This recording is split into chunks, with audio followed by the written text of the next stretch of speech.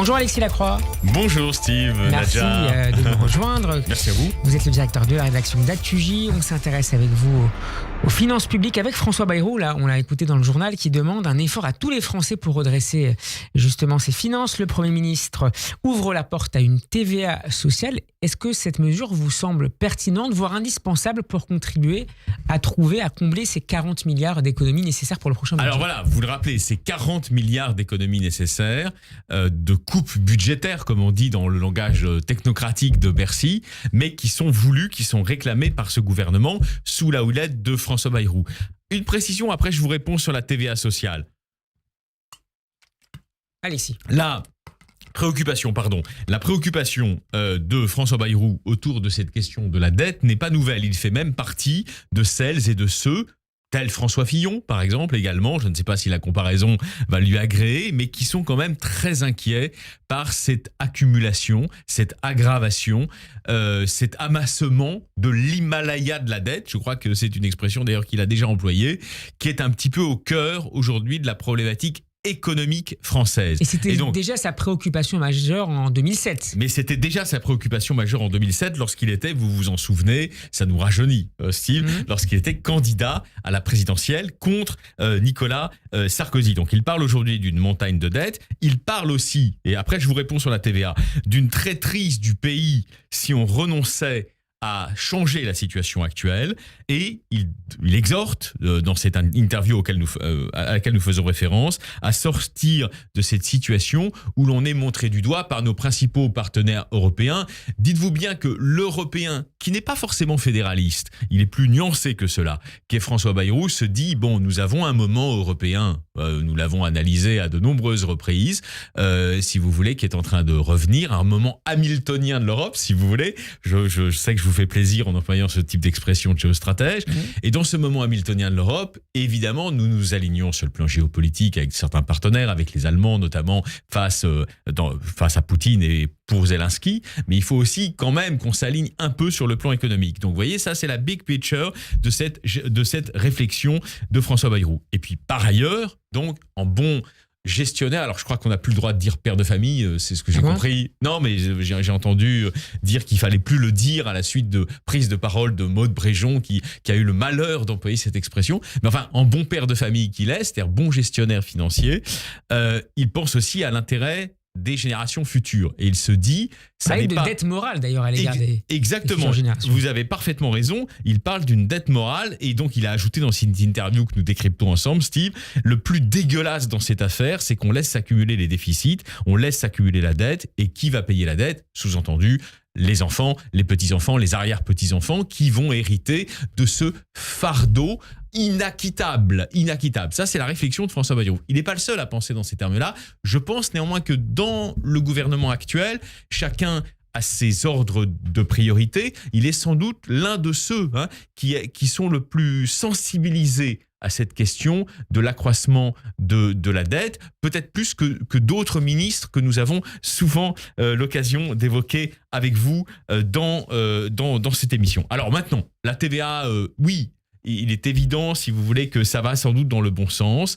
Le plan de retour à l'équilibre des finances inclura notamment ce que vous dites, cette TVA sociale, mais inclura aussi d'autres mesures que je ne détaille pas ici, mais qui seront sans doute ardemment débattues d'ici la mi-juillet. L'idée d'une TVA sociale, et est-ce que cette question-là de rééquilibrage des finances publiques est audible par les Français? Alors, est-ce qu'elle est comprise? C'est une vraie question. Notamment par ceux qui souffrent pour terminer. Voilà, vous avez compris que parfois je fais des chroniques où j'ai moi-même une position ferme et définitive sur une question. Il y en a même beaucoup sur lesquelles j'ai des positions fermes et définitives. Là, je suis moi-même dans une hésitation.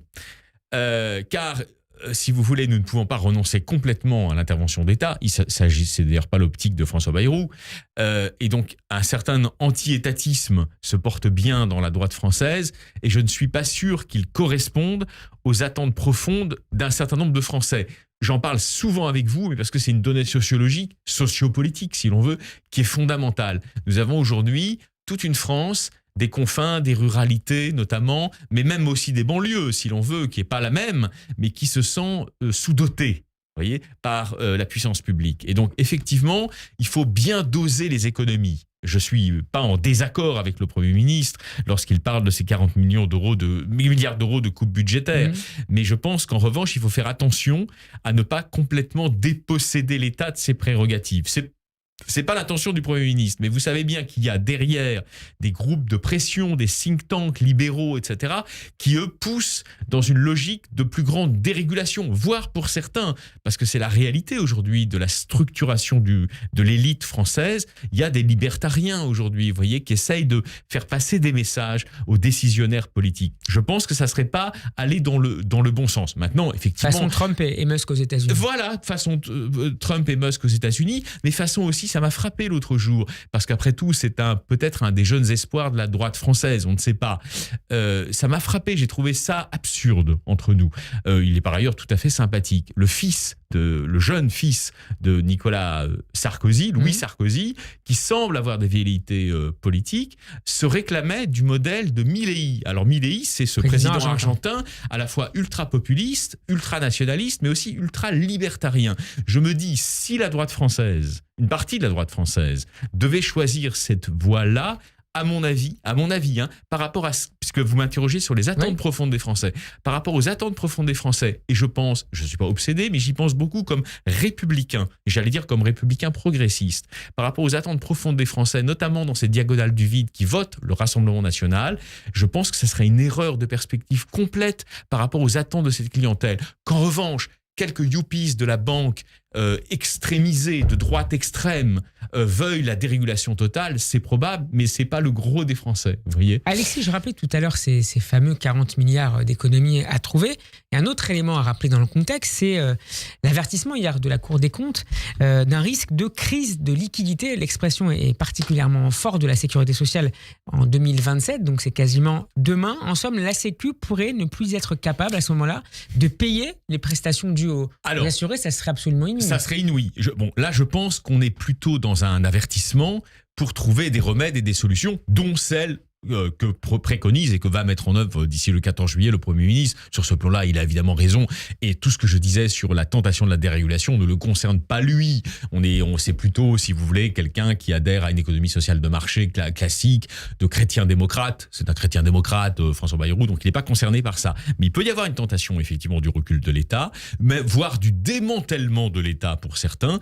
Et je pense que ce serait une voie sans avenir eu égard aux problèmes de la France. Maintenant, vous avez raison. Il faut continuer à financer notre modèle social. De ce point de vue-là, je ne suis pas en désaccord avec ceux qui disent dans la gauche républicaine qu'il faudrait de plus en plus s'inspirer du modèle danois, qu'ont fait les Danois pour préserver leur modèle social, qui est assez exemplaire, comme celui de la France. Ils ont fermé les vannes de l'immigration. Effectivement, on ne peut pas faire les deux. Si on continue à accueillir en gros 490 000 à 510 000 personnes par an, eh bien, nous mettons en péril à terme les équilibres fondamentaux de notre modèle social. Vous voyez, je vous réponds sur la Sécu. Alexis, à gauche, sur la question de la TVA sociale, la position est assez nette. On la condamne assez largement, notamment du côté de la France insoumise, pour qui elle mettrait à contribution davantage les plus pauvres, parce que la consommation est une partie plus importante de leurs dépenses. Déclaration de Manuel Bompard. Il y a un vrai clivage autour de cette question de la TVA sociale. Il y a un clivage gauche anticapitaliste et reste des formations politiques. Mais je pense qu'une gauche réformiste de gouvernement, une gauche raisonnable, pour parler comme François Hollande Parce que l'idée avait été avancée au début du mandat de François Hollande. Et voilà, c'est ce que je vous dis, une gauche raisonnable. La position est maintenue de son côté ? Je ne sais pas, mais là je suis très sincère avec vous, je ne sais pas, mais un homme très versé aussi dans les questions économiques comme François Hollande, c'est sa marque de fabrique, il adore ça. Il a enseigné à Sciences Po. Voilà, comme François Bayrou, ce sont des gens qui sont très versés dans les questions plus que dans le régalien. Eh bien, effectivement, je pense qu'il avait bien vu que c'était une des solutions possibles. Donc, je ne fais pas partie de ceux qui condamnent a priori cette initiative de François Bayrou. Elle n'est pas si antisociale que le prétend le coordinateur de la France Insoumise, Manuel Bompard. Alexis, dans le reste de l'actualité politique, et on terminera avec ça, la secrétaire nationale des écologistes, Marine Tondelier, veut modifier les statuts du parti. Objectif, mieux superviser les alliances à gauche. Alors on pense notamment à certains cas typiques. On parle de Roubaix, dans le nord, de Toulouse ou encore de Montpellier. Est-ce que c'est une où ça serait une main tendue à la France insoumise avec des accords entre ces deux partis? Là, on est typiquement, Steve, dans ce que nos C'est pour 2026, les municipales. Oui, bien sûr, 2026, mars 2026, qui est une échéance importante pour la gauche, parce qu'on va voir où elle en est. Et où on va voir où en sont ses équilibres et ses rapports de force internes entre ce qu'on vient d'appeler le pôle réformiste et social-démocrate et la gauche plus radicale, plus anticapitaliste. Maintenant, on peut pas, ne tournons pas autour du pot. Ça ne met pas en cause la personne de Marine Tondelier, qui est même plutôt sympathique, mais elle joue les deux. Vous voyez, elle joue de fer au feu. Et elle ne veut pas se fâcher avec le Parti socialiste au cas où, mais elle ne veut pas non plus aliéner la France insoumise en se disant qu'elle reste dans certaines villes et dans certaines grandes villes, visiblement, un arbitre des élégances. Vous voyez, on me parlait de la situation de Lille, où il y a une montée en puissance de la France insoumise. Et de Roubaix. Voilà. Et puis notre ami Julien Drey nous racontait régulièrement, pendant cette année, il sait ça de l'intérieur, la stratégie de Jean-Luc Mélenchon qui achète dans de nombreuses municipalités des locaux afin d'y battre campagne, d'y mener une campagne très active et dont l'un des objectifs, vous le savez bien Steve, est de prendre le dessus définitivement sur le Parti socialiste. Donc moi, je n'interprète pas l'initiative de LV comme une initiative particulièrement socialiste friendly, c'est le moins qu'on puisse dire. Vous voyez, c'est une initiative qui ménage la chèvre et le chou, mais on ménage plus la chèvre mélenchoniste que le chou social-démocrate. Ça va donc pas dans le bon sens. Merci beaucoup Alexis Lacroix d'avoir été avec nous. Je rappelle que vous êtes le directeur de la rédaction d'Actu-J qui sera en kiosque dès jeudi. Voilà. Avec alors là, on revient très largement sur le rapport sur les frères musulmans déclassifié par Bruno Retailleau. La semaine dernière. Merci beaucoup d'avoir été avec nous. Bon après-midi.